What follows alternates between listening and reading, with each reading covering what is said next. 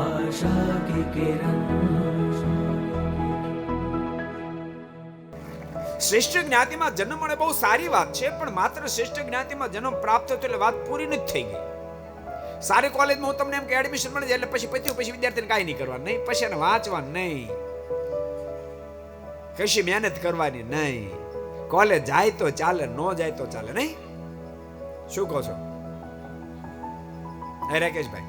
સરસ ટોપ કોલેજમાં એડમિશન મળે પછી એનું શું વાંચીને કામ છે? વાંચવું પડે, પછી એને વાંચવું પડે, તોય વાંચવું પડે. ત્યાં સાંભળજો, ઠાકોરજી ટોપ જ્ઞાતિમાં જન્મ આપે ને તોય પણ ભજન તો કરવું જ પડે, દિવ્ય જીવન તો જીવવું જ પડે. को पसंद आया हो तो लाइक करें और शेयर करना मत भूलिए.